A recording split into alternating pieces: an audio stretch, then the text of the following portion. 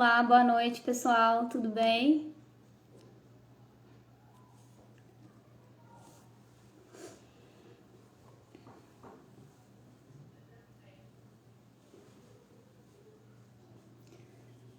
Boa noite, turma.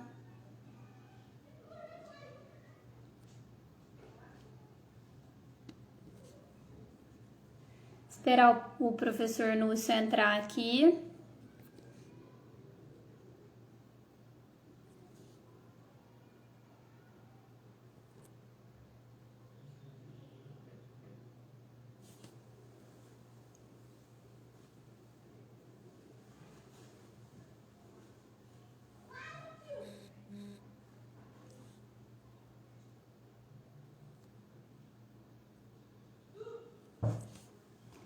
Tá todo mundo ouvindo, vendo bem?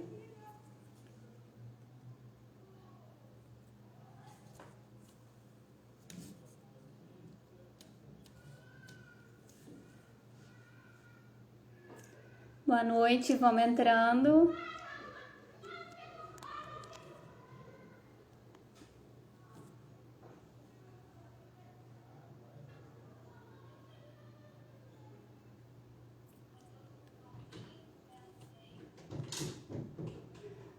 Tô só aguardando o professor Núcio entrar aqui.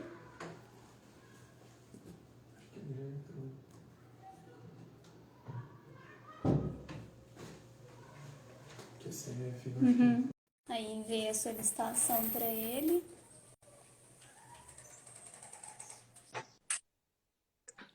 Olá, professor, boa noite. Oi, Kézia. Tudo bem? Tudo bem? E o senhor, como vai? Tá bem, tudo jóia. Que bom.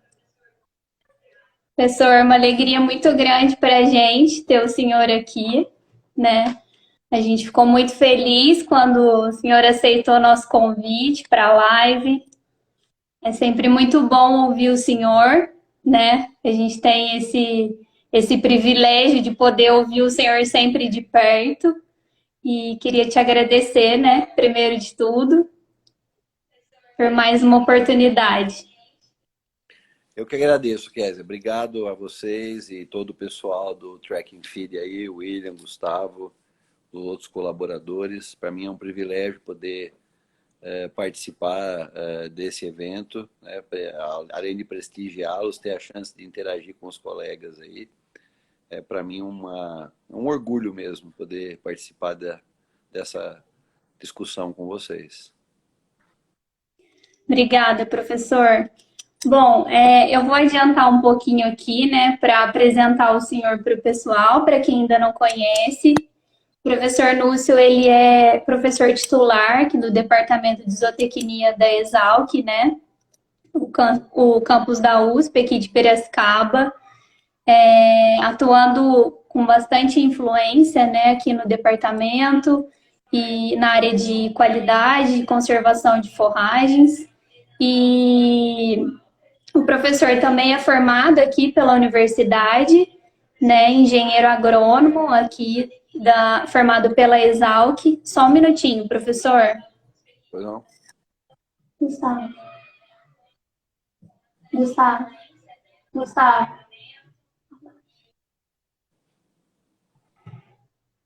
Bom, um probleminha técnico aqui. Então, como eu estava falando, o professor é engenheiro agrônomo, né, formado aqui pela Exalc, também concluiu o mestrado dele aqui, né, na mesma universidade, realizou o doutorado dele, né, nos Estados Unidos, na Universidade do Arizona, e vem trabalhando fortemente na área de pesquisa, né, pesquisa e extensão também na área de conservação de forragens. Professor, deixo agora à vontade para o senhor falar um pouquinho, né, sobre a sua atuação aqui dentro da escola, né, tanto na pesquisa quanto na extensão, só para o pessoal conhecer um pouco mais do senhor. Tá bem, quer dizer, olha, para mim é um grande privilégio, como eu falei anteriormente, né? E uma oportunidade rara como essa de poucos, né? De poder compartilhar um pouquinho da minha trajetória aí com os colegas, né? Eu nasci numa família de atividade rural, né? Minha família produzia uva e vinhos na região de Jundiaí, uma típica família italiana num núcleo de colonização bem forte. Morei no sítio, na zona rural, durante um tempo e em seguida vim para a Exalc, já ainda muito jovem, né? Com 17 anos estava aí na Exalc. E logo de início comecei a me estagiar no departamento de zootecnia, no CPZ, que também tenho muito orgulho disso, né? Era uma turma muito animada. O meu coordenador na época era o professor Sila, que era um ano mais velho que eu. E, enfim, isso já faz muito tempo, né? Isso já tem quase 40 anos. Bom, ali é onde eu realmente consegui todas as coisas que eu tive na minha vida profissional, né? Eu devo ao departamento de zootecnia da Exalc, a própria Exalc, as oportunidades pessoais e profissionais que eu tive, que esse foi o nascedouro da minha carreira, a minha alma mater. Eu vou estar sempre ligado a essa oportunidade. Tive uma grande sorte de, nesse período, ter a influência definitiva na minha carreira do professor Vidal Pedroso de Faria, o saudoso, querido professor. Saudoso, professor Vidal.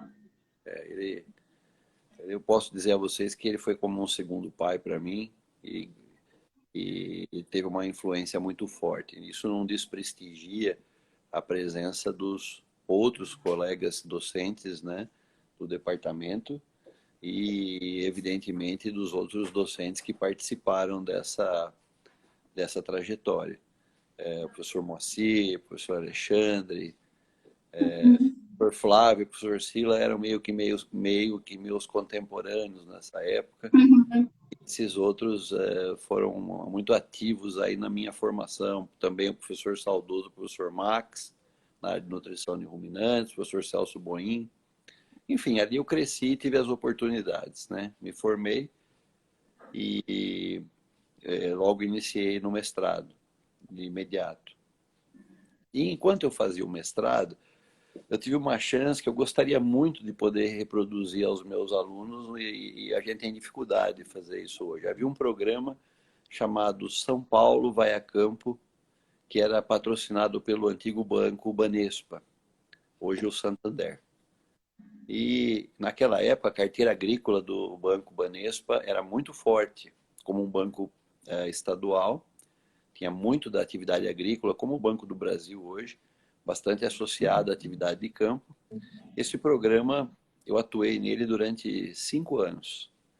E era um programa muito interessante porque nós tínhamos uma demanda de um determinado município de São Paulo, né, tudo em São Paulo. Esse município definia 4 grandes itens da pauta agrícola de importância local. E quando havia uma demanda na área de pecuária, alternavam nesse atendimento o professor Sila, o Arthur, que trabalha lá na Embrapa, e eu. Né?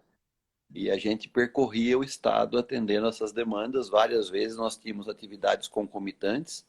Essa época era interessante, era um caminhão-baú que levava cadeiras, uma lousa e um projetor de slides e andava pelo estado todo. E sempre uma formatação curiosa. Nós tínhamos uma aula noturna num bairro rural, muitas vezes no salão paroquial, né? Fiz muita aula em igreja rural, né? Às vezes sem energia elétrica. Então nós dávamos uma aula à noite, uma aula teórica, e alguém se colocava à disposição para gentilmente fazer um dia de campo na manhã seguinte. E com isso, eu fui a quase 180 municípios de São Paulo durante esse programa. Conheci bastante mesmo a, as nuances geográficas e socioeconômicas do estado. E Uhum. a gente tinha muita oportunidade de interagir com as pessoas, né? Período muito bom para eu poder me soltar um pouco em termos de poder falar em público. Eu sempre fui um jovem muito tímido e ali eu comecei a ter a oportunidade de interagir, e os dias de campo eram desafios memoráveis, porque eu tinha que fazer algo que até hoje eu tenho certeza que se transformou numa ferramenta poderosa. Eu tinha que ser muito gentil com a família que estava nos recebendo e ao mesmo tempo Uhum. aquilo como um dia de campo, né? E Uhum.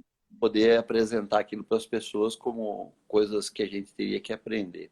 E foi uma bela experiência didática e técnica, assim. Foi realmente um período de grande ganho pessoal e profissional. Eu também tinha uma outra atividade que era muito boa do ponto de vista de extensão, que o departamento tinha como carro-chefe o sistema de manejo de pasto rotacionado, né, que foi desenvolvido aí nos anos 70. E nós, nessa época, nos anos 80, recebíamos muitas delegações vindo de todo lado aí do Brasil, com ônibus de produtores, e eu era um dos escalados para receber esses produtores e andar e percorrer os pastos e apresentar o sistema. Então, geralmente, um dos professores fazia um atendimento em sala de aula para fazer uma exposição teórica e a gente fazia a apresentação de campo. Então, eu poderia dizer, Kézia, que esse foi um período assim, de grande investimento em extensão. Eu trabalhei Uhum. mesmo na extensão e tive muitas oportunidades de ficar trabalhando na extensão. Mas eu acho que essa é uma habilidade muito importante para quem quer trabalhar mesmo em pesquisa e ensino, né? É ter Uhum, tido com certeza. chance dessa extensão, né? E aí eu, a partir disso, fui crescendo e em seguida fui fazer o doutorado nos Estados Unidos. Lá já foi uma imersão em pesquisa e uma visão muito mais globalizada de pesquisa, interagindo com alunos internacionais, etc. Para mim, eu acho que talvez tenha sido a grande chance de eu poder ter essa conexão, networking internacional que me ajuda bastante até hoje, né? Uhum.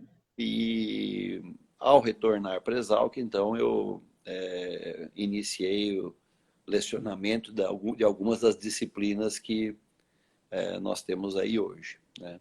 Então eu já estou ingressado na Exalc, lotado na Exalc há 35 anos e nesse período a gente teve aí a formação de muitos recursos humanos, muitos alunos de graduação, Uhum. pós-graduação, de outras instituições que tiveram com a gente. Outro dia eu fiz uma conta aí de um relatório que eu tive que fazer, que a gente recebeu 232 alunos de outras instituições.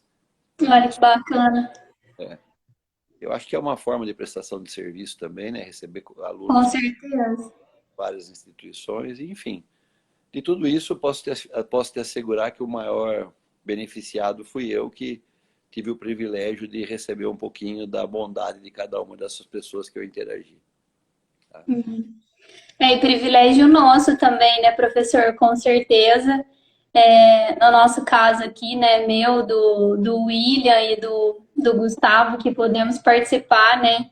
Tivemos a oportunidade de participar do programa de pós-graduação, né, com a orientação do senhor, trabalhando ativamente no QCF, né? Para quem não conhece, é o Grupo de Qualidade e Conservação de Forragens do Departamento de Zootecnia.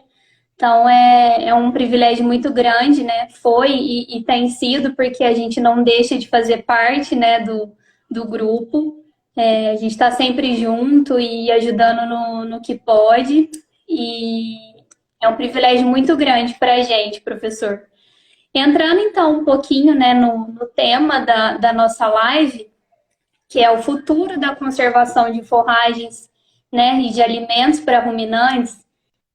A gente sabe que o processo de conservação ele é uma técnica, né, que muito assim difundida já, né, no Brasil e em vários lugares do mundo, que tem a finalidade de conservar o material, né, de conservar nutricionalmente falando, né, aquele material e várias outras vantagens de armazenamento dentro da fazenda, além de conservação, né, ganho em digestibilidade, mas a gente sabe que inerente ao processo, né, existem perdas, né, no processo de conservação.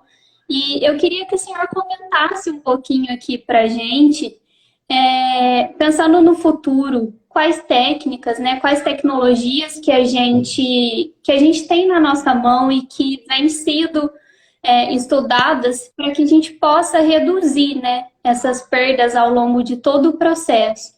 Então, eu queria que o senhor ficasse à vontade para comentar desde a ponta do processo, de ponta a ponta, né? Desde a colheita, compactação, vedação e aditivação desse material até a desensilagem, né?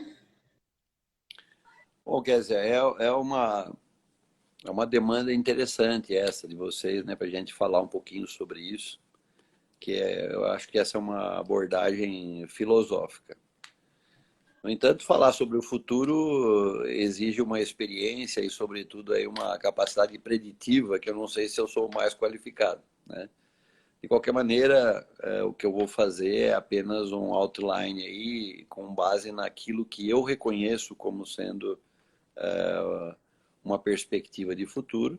E acredite, essa é apenas a minha modesta opinião aí, né? Eu tenho certeza que os meus colegas seriam capazes de me complementar aí com um outro olhar naturalmente extremamente positivo sobre esse futuro. O que eu posso dizer, primeiro, é que eu acho que nós estamos apontando para um futuro de grande prosperidade, né? Por que eu estou dizendo isso? Porque eu vi a conservação de forragens no Brasil ser tratada de forma muito embrionária. Há não muito tempo atrás, e quando eu digo isso é quando eu era aluno da graduação, né? Para vocês que têm idade para serem os meus filhos, vocês dizem que vocês naturalmente veem isso como muito tempo, mas para quem já está chegando na minha idade ou tem mais idade, acha que faz pouco tempo. 30, 40 anos em termos de evolução temporal é um tempo relativamente reduzido e a gente teve uma grande evolução no Brasil nesta área. É natural que a gente tenha tido também nas outras áreas.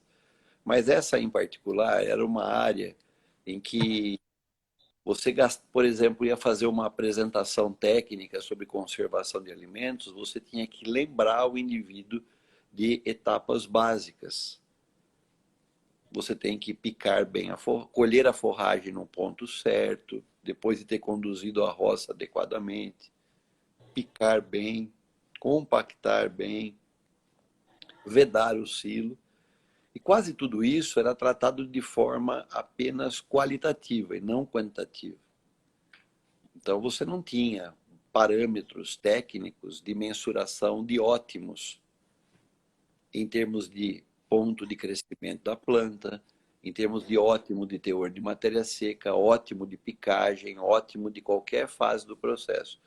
Portanto, o indivíduo ele era instruído sobre lembrar de porções do processo. É como se você fosse preparar uma receita de um prato gastronômico, né?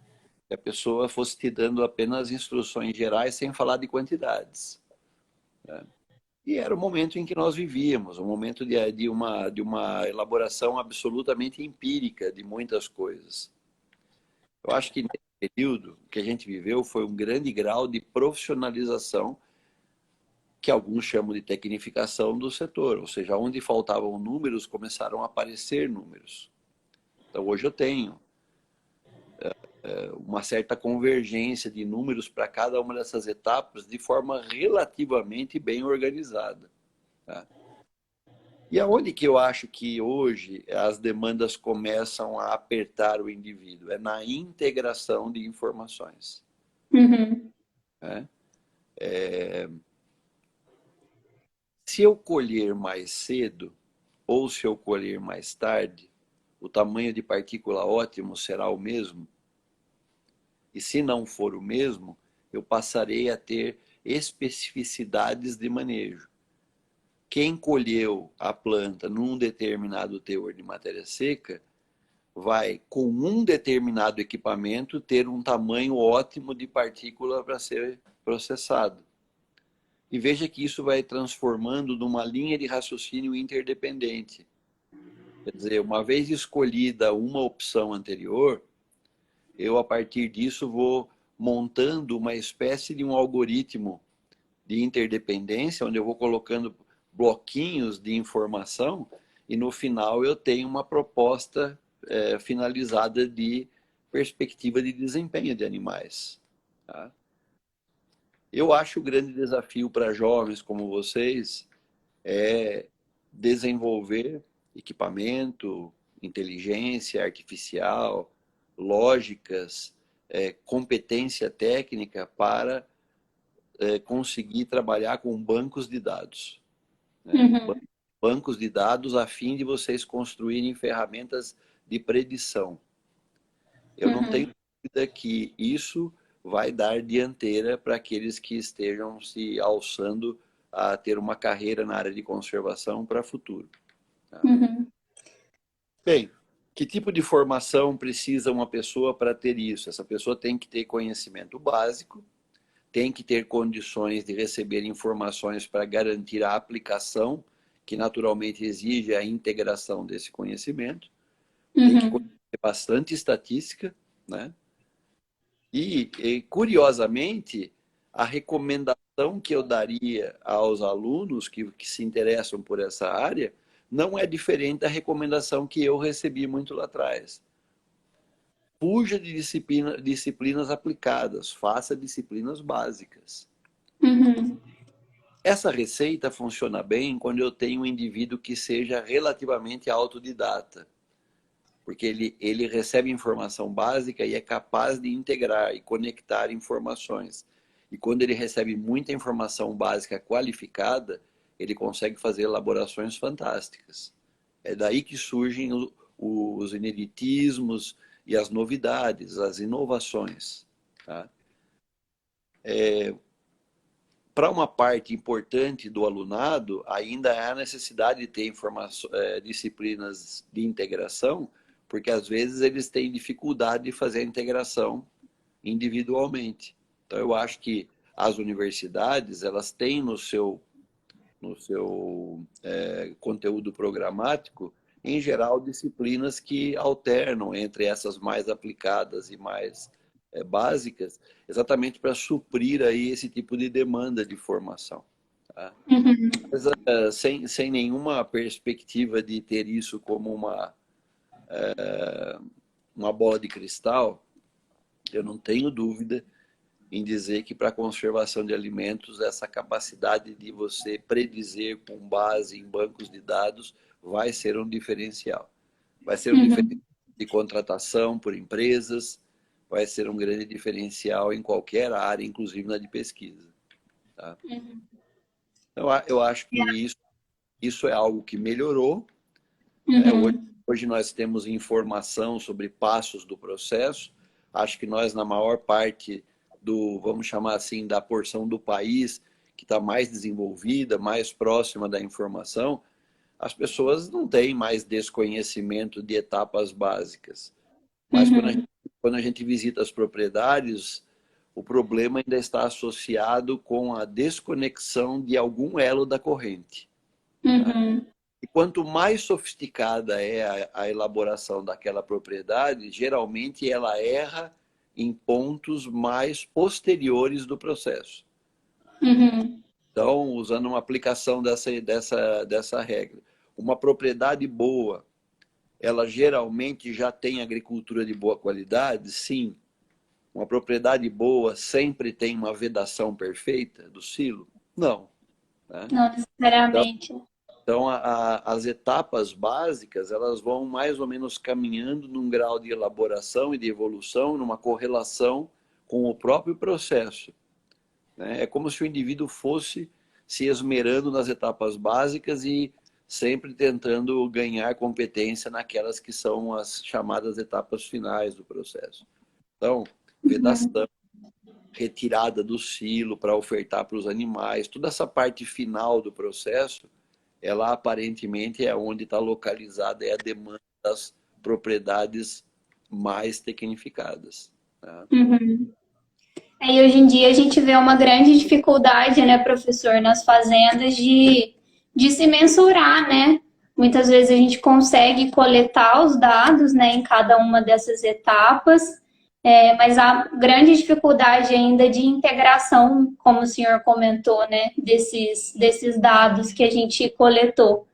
E uma dificuldade muito grande da gente mensurar essas perdas ao longo do processo, né? E acredito que isso é uma coisa a ser melhorada, né? A ser trabalhada nas fazendas ainda, porque existem perdas, né?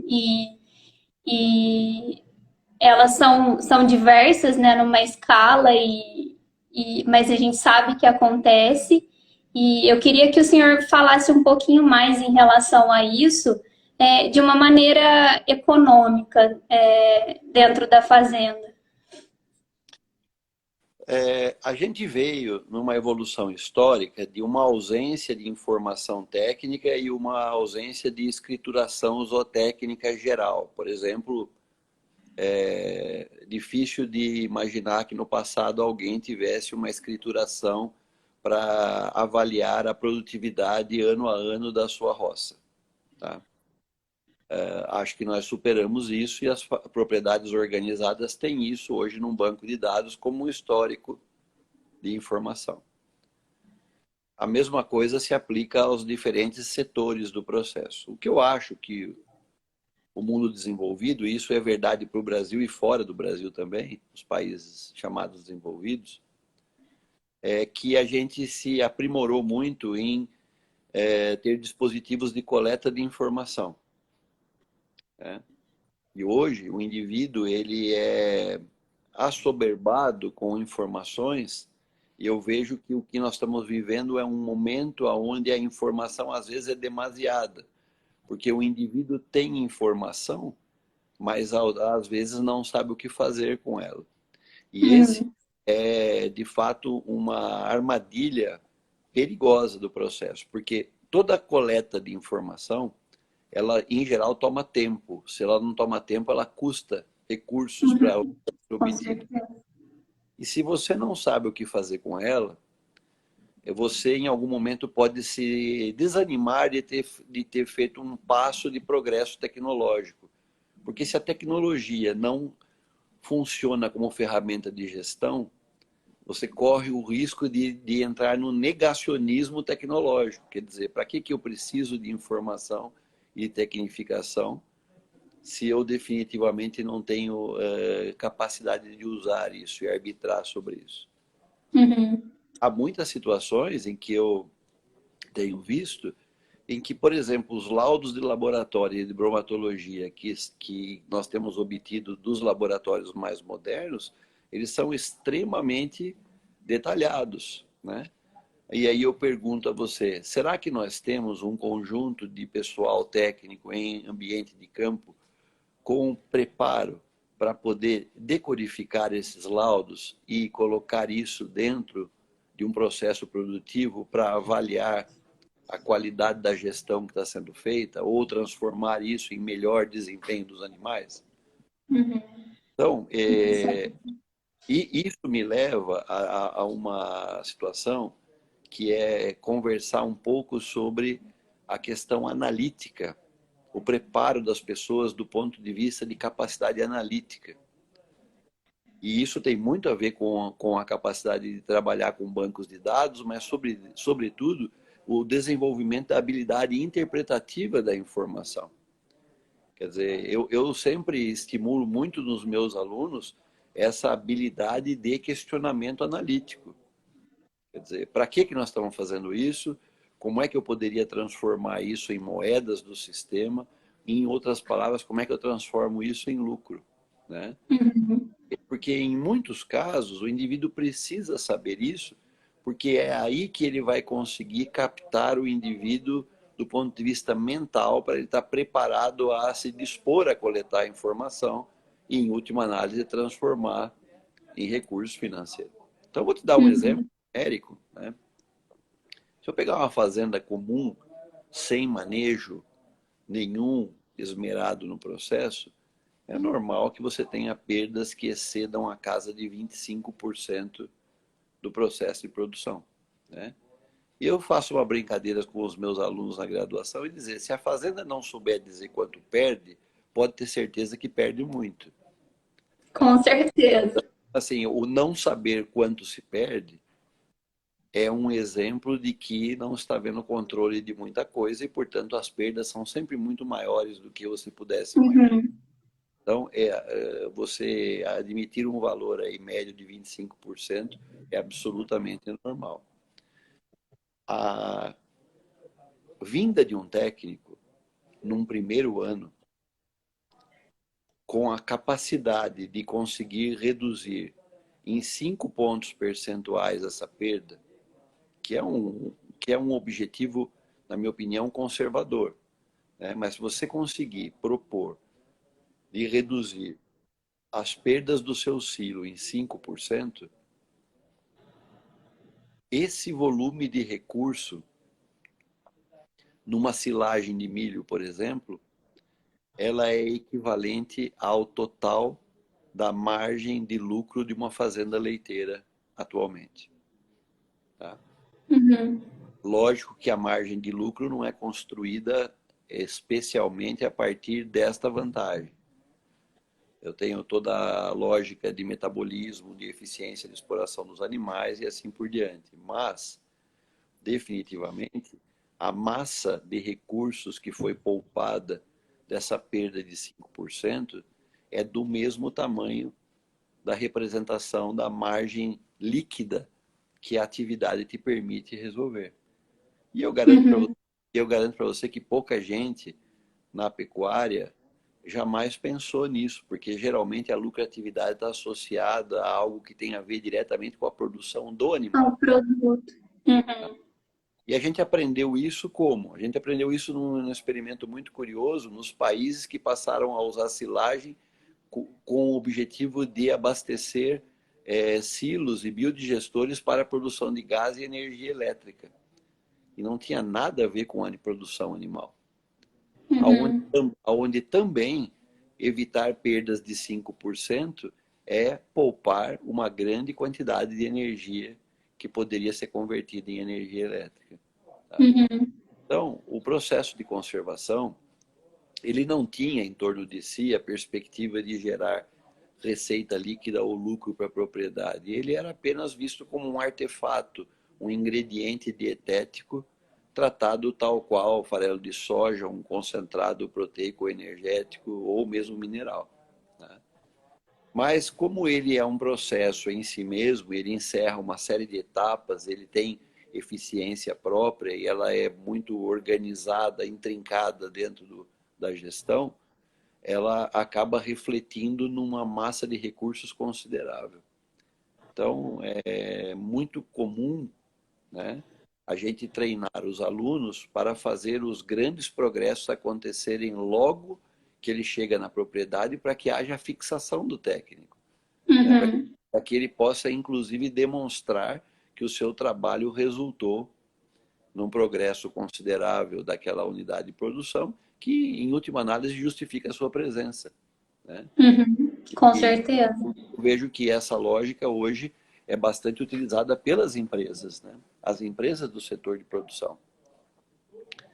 As empresas do setor de produção aprenderam isso, que admitir para as suas equipes técnicas pessoal qualificado era uma maneira muito inteligente de progredir. Né? Isso é uma realidade que é nova no Brasil, né? E vocês sabem bem disso, que hoje praticamente 2/3 dos egressos do nosso programa de pós-graduação, e principalmente dos meus orientados, tem como destino a iniciativa privada.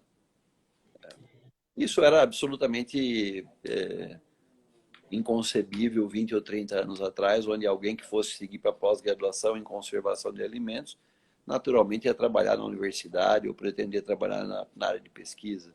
Né? E eu vejo que, nesse sentido, as empresas deram um grande salto de qualidade no Brasil com a admissão de pessoal qualificadíssimo, que tem pesquisa própria, que faz pesquisa em fazenda. Enfim, nesse ambiente, o Brasil hoje alcançou Uhum. o que pode ser chamado de um país desenvolvido em termos de ter competência, habilidades funcionais e algumas especificidades que, inclusive, estão na mão da iniciativa privada. Há Uhum. porções do conhecimento que estão, na minha opinião, detidos com as empresas. E isso é muito bom. Uhum, com certeza. Quer dizer, eu acho assim, quem trabalha em conservação de alimentos, pôs o pé na fazenda, tem que saber que ele está ali para diminuir perda. Tá? Com certeza. As E pessoas muitas estão vezes. em gerar ganhos. Aham. A pressão zootécnica da expectativa de desempenho do animal treina muito o indivíduo para ele gerar ganhos. Eu acho Uhum. que deveria aliviar o peso disso e dizer, trabalhe no conjunto de redução de perdas. Os ganhos, eles naturalmente virão como resultado da contenção de perdas. Né? Com certeza. Parece meio paradoxal essa lógica, mas é uma lógica meio desprendida, né? Do ponto de Uhum. você focar no lucro. Né? Você Uhum. foca naquilo que não está te dando lucro e faz com que aquele processo seja otimizado e a consequência disso é uma resposta positiva geral. Sim, com certeza, professor. E muitas vezes não só o uso de tecnologias, é claro que isso é muito bom, né, durante o processo de conservação, mas também ajustes de manejo, né, isso já vai reduzir, né, ajudar a reduzir muitas vezes o processo, as perdas ao longo do processo, né, e como o senhor colocou muito bem, trabalhar a redução de perdas, né, e não somente o lucro dentro da propriedade. Esse ano, por E exemplo, Kes, esse ano eu estou recebendo uma demanda esse ano muito curiosa, aliás, totalmente esperada, mas era inesperada até o ano passado, que é muita demanda no sentido de reduzir a dose de concentrado na dieta de animais sem, uhum, sem perder desempenho. Então, qual é o tamanho do recuo na dose de concentrado que eu posso arriscar ter para que a minha relação de custo-benefício se mantenha otimizada e, naturalmente, sem perder muito desempenho do animal. Ora, eu só tenho como responder isso se eu tiver trabalhado previamente para que a qualidade do processo produtivo tenha sido melhorada. Então, uhum, onde que nós conseguimos promover recuos naquele indivíduo que já vinha trabalhando no processo de conservação ou aquele cara que nunca preocupou com o processo de conservação?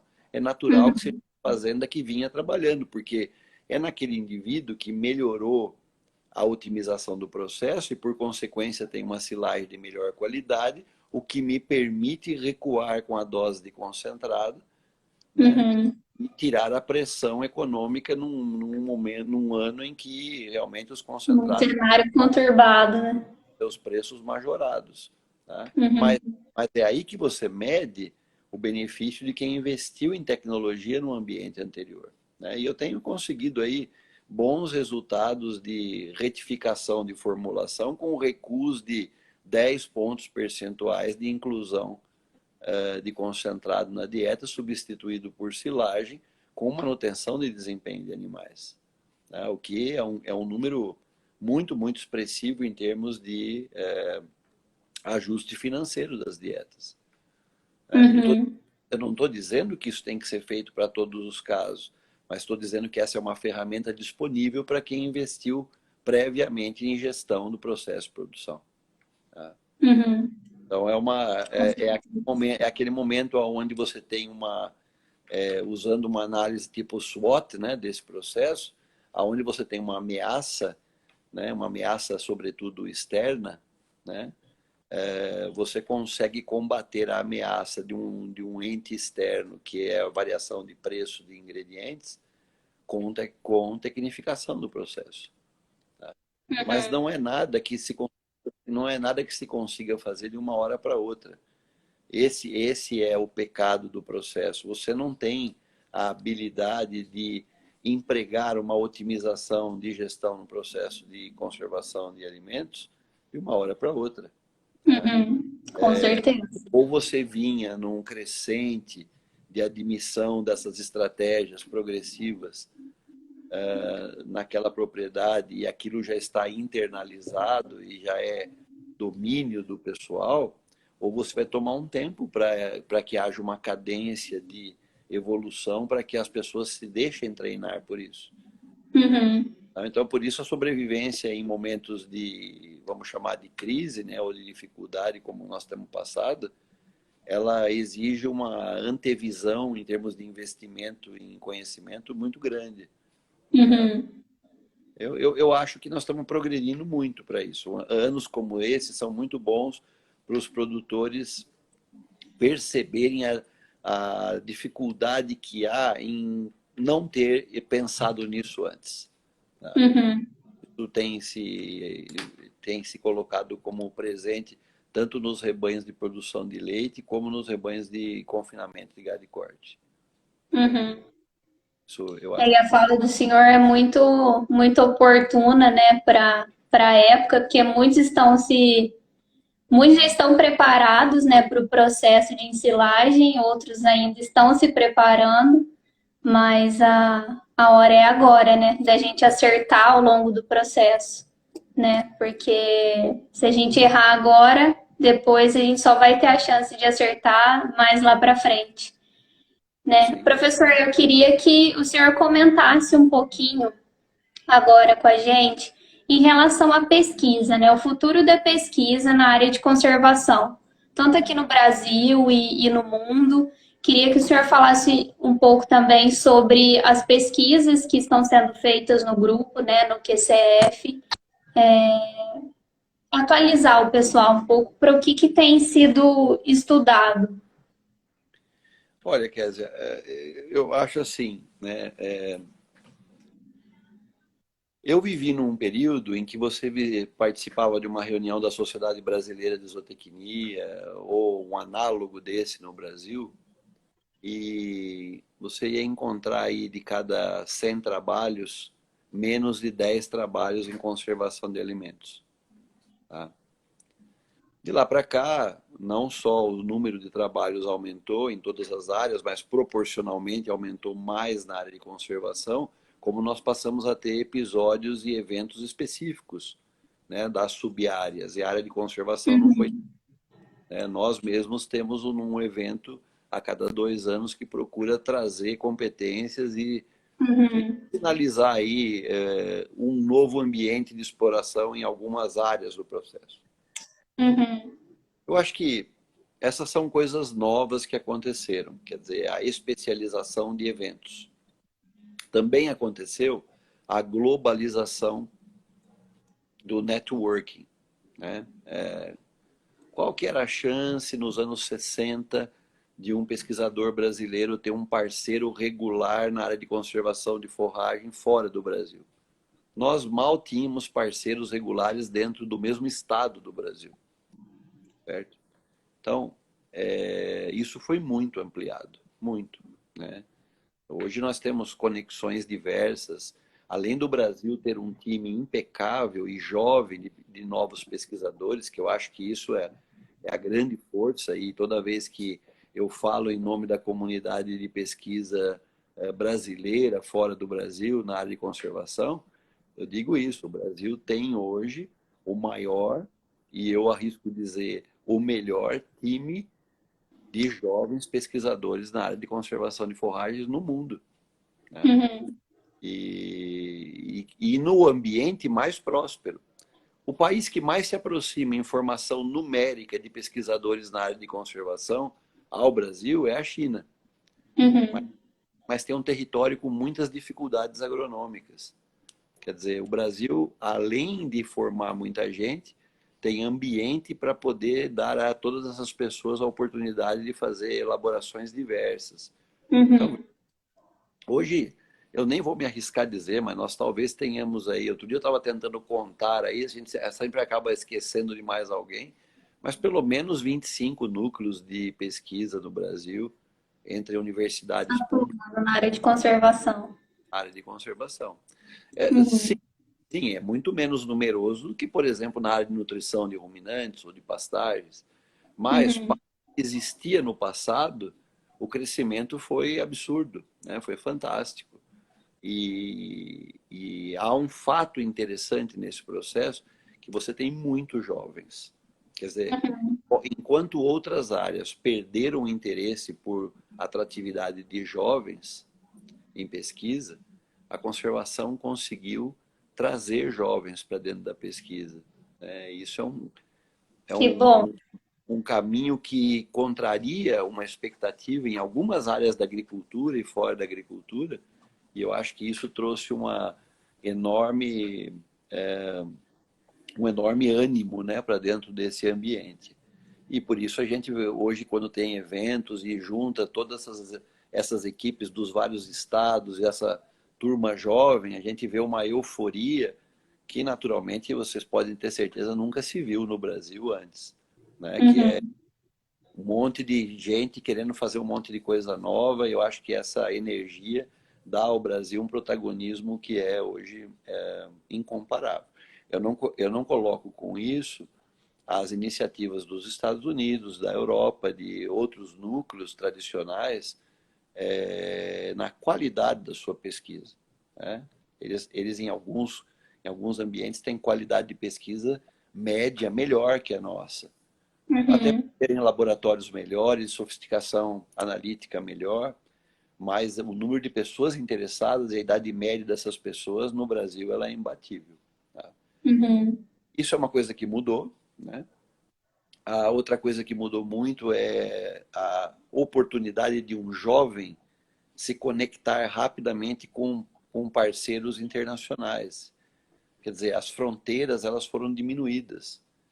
Eu mesmo estou surpreendido com o fato que nem tive chance de compartilhar com vocês, mas acabo de receber no nosso programa de pós-graduação um aluno chinês, Ai, né? que legal. Está vindo da China, se inscreveu no programa, foi selecionado e virá ao programa para conviver com a gente o dia a dia. E eu acreditem, eu sonhei com isso durante décadas. A pesquisa desse aluno chinês exigirá que o idioma dentro do laboratório seja o inglês. Esse indivíduo vai ter que se comunicar com o resto da equipe, ele vai ter que conversar no dia a dia, ele vai ter que fazer disciplinas em inglês. E felizmente o nosso programa se preparou para ofertar disciplinas em inglês. E isso eu tenho certeza que é uma coisa que vai acontecer em muitas instituições, Uhum. né? E o que já era uma realidade para países internacionalizados, em programas de pesquisa que são internacionais, né? Quando um programa Uhum. é internacional, ele vive um ambiente internacional no dia a dia, né? Você vai a um país da Europa que tem um programa internacional, que tem, por exemplo, um idioma nativo como o alemão, mas nas classes se fala inglês, né? Uhum. E no Brasil o idioma ainda é uma barreira a ser superada, embora já bastante melhorado, mas eu vejo que todas essas nuances que eu estou contando para vocês, eles dão para nós o sinal de que o Brasil está subindo degraus rapidamente nessa área de pesquisa. Bom, Porque né, professor? pesquisa é feita por pessoas, né? Embora a gente tenha Uhum. equipamentos que sejam diferenciados para a obtenção de uma análise ou de outra, você tem por trás da pesquisa a capacidade analítica de um ser humano, tá? E Uhum. essas pessoas precisam estar interconectadas, tá? Mais fácil. Uhum.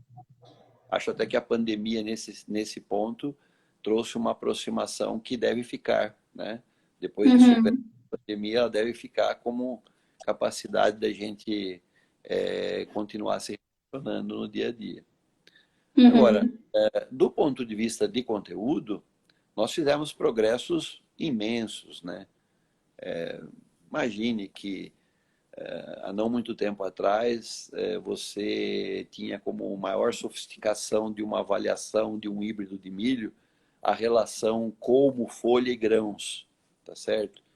E hoje nós temos a análise de organelas citoplasmáticas dentro de alguma célula específica de uma porção de um tecido da planta. Uhum. Há não muito tempo atrás, você tinha dificuldade de analisar pH, certo? Nos anos 60, tivemos um grande progresso com o início das análises de ácidos orgânicos, né? Hoje você tem equipamentos gerando laudo com 50 compostos voláteis decorrentes da fermentação. Né? Nós fazíamos plaqueamento para conhecer a população microbiana a partir dos anos 80, anos 90, com muitas dificuldades de adaptação de métodos. E hoje eu posso utilizar um PCR e ter aí um perfil de genoma desses micro-organismos que colonizam a planta rapidamente. Né? Enfim, a qualidade da informação que está começando a aparecer nas publicações que temos, ela naturalmente melhorou tremendamente. Então, o que eu uso como um benchmarking para poder comparar? As duas indústrias irmãs de fermentação no mundo são as indústrias de panificação e vinificação.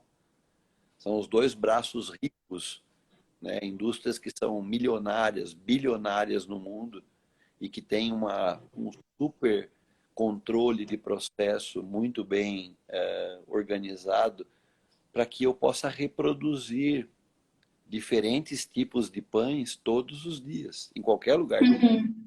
Para que eu possa repetir o padrão de fermentação de uma casta de um vinho, de uma região, sem grandes flutuações. Isso tá começando a aparecer para nós. Eu não tenho dúvida em dizer que o acaso da fermentação, quando o objeto de fermentação for o processo de ensilagem, ele vai diminuir rapidamente. Em muito pouco tempo, nós vamos ter a capacidade preditiva de direcionar o processo de fermentação e produzir produtos finais com um grande grau de previsibilidade, aonde a consequência do processo seja muito mais mérito da minha habilidade de gestão do que o acaso. Tá? Hoje, ainda, a gente tem o processo de ensilagem à mercê de uma variação que ela é casual. Né? Quer dizer, quando a gente fala, eu estou direcionando o processo de fermentação de ensilagem, isso é um pouco de arrogância do ser humano, né? E tentar dizer que está à frente do processo de gestão, mas, na verdade, a nossa capacidade de modular a resposta é muito menor do que a gente gostaria que fosse. Essas ferramentas estão sendo melhoradas, tá? Tal qual essas duas outras indústrias que eu vinha mencionando. E eu não tenho dúvida que isso vai acabar se transformando numa ferramenta de predição. É preciso que a gente evolua para esse ambiente onde a Kézia possa chegar numa fazenda e dizer: nós vamos fazer isso, isso e isso, nessas doses, nessa recomendação, e a nossa silagem será assim. Tá? Então, por que a gente vai precisar fazer isso? Porque nós vamos ser cobrados para fazer assim. Não é que a gente vai gostar de fazer assim. O mercado vai exigir da gente a garantia de exatidão de resultados finais. Então, pode assegurar que a tua geração vai conviver com isso. Eu possivelmente não vou estar mais por aqui, mas a tua geração... vai sim, professor. A tua geração vai conviver com a capacidade preditiva do processo, que é o que foi alcançado, né? Não estou usando nenhuma bola de cristal para isso aí. É apenas assemelhar com as outras indústrias e ver como isso aconteceu, né? Professor, a gente tá caminhando para o fim aqui, faltam uns 6, 7 minutinhos. E o Instagram, ele corta a gente quando dá 1 hora de live. E eu queria aproveitar aqui, antes do último ponto aqui que eu queria conversar com o senhor, te agradecer mais uma vez, agradecer pela oportunidade de ouvir o senhor, é sempre muito bom, sempre muito oportuno, né, na sua fala. E agradecer a todo mundo que está aqui, que tirou um tempinho para ouvir a gente, está aqui presente, tá?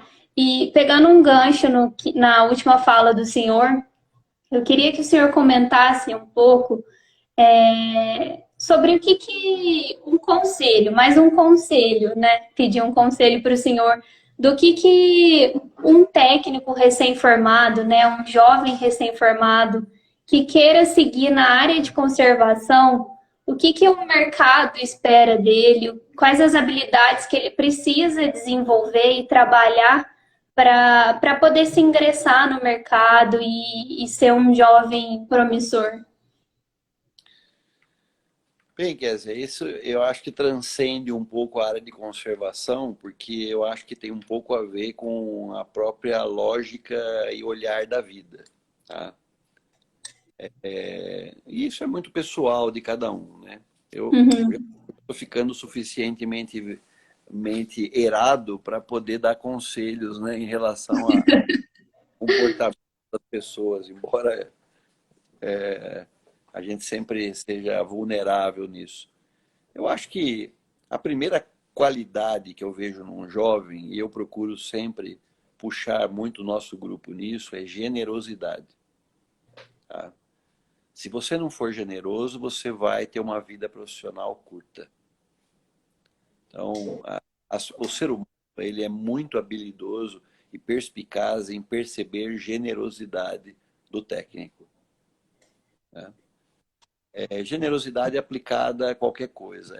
Essa generosidade ela podia ser traduzida como uma espécie de dedicação sem uma lógica premeditada, uma dedicação meio desprendida.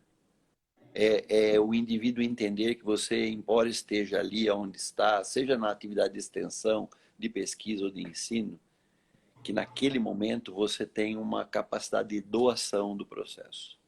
Uhum. Isso é percebido pelo ser humano. O ser humano foi treinado a ter habilidade cognitiva para perceber quando está à frente de uma pessoa generosa. Por que eu estou enfatizando isso? Depois de ter treinado, ser treinado, viver com muita gente no meu treinamento e treinar muitos alunos, eu acho que esse é um ponto forte de quem quer crescer na carreira. Uhum. Eu vi muita gente na minha trajetória ter uma grande competência profissional e se perderem no meio do caminho por não terem oferecido essa generosidade na intensidade em que se esperava disso. Uhum. Isso se traduz de várias maneiras no dia a dia. É difícil até de eu ficar pontuando, dizer isso ou aquilo. Mas é generoso no conjunto da obra. Uhum. No entanto, ser um bom ser humano e um bom profissional tem uma diferença considerável que é treinamento. Então, assim, eu não posso apenas produzir pessoas que sejam de uma aura positiva desacompanhadas de qualidade técnica. Então, eu acho que o treinamento técnico continua sendo um diferencial. Só que o Uhum. treinamento Com técnico certeza. ele só entra em campo quando a generosidade abriu a porta do mercado. Uhum. Você não vai ser ouvido numa fazenda para receber os seus conselhos sem que você tenha primeiro ganho a oportunidade de, com a tua generosidade, poder falar e ser ouvido. Uhum. E muita gente se equivoca imaginando que informação e conhecimento abrem portas. Informação e conhecimento só são colocados em cima da mesa se alguém te abriu a porta para poder chegar até a mesa. E O quem abre relacionamento abre portas, né? a porta é a tua generosidade. Então a gente não pode se desprender de uma questão humanística do processo. Uhum. A segunda questão é a seguinte: jovem tem que ser desafiado do ponto de vista de treinamento. Se você tiver num treinamento de graduação e pós-graduação e a sua vida tiver fácil, você está sendo mal treinado. E os meus orientados sabem disso. Eu adoro eles, eles são meus filhos, mas todos vão trabalhar muito. E não é porque eu me orgulhe de que eles estejam trabalhando, é porque o ser humano tem uma armadilha. É somente por estar trabalhando muito que ele consegue aprender. Uhum. Não aprende numa circunstância onde não estiver trabalhando muito. Porque o maior desafio do ser humano definitivamente é superar as suas dificuldades pessoais.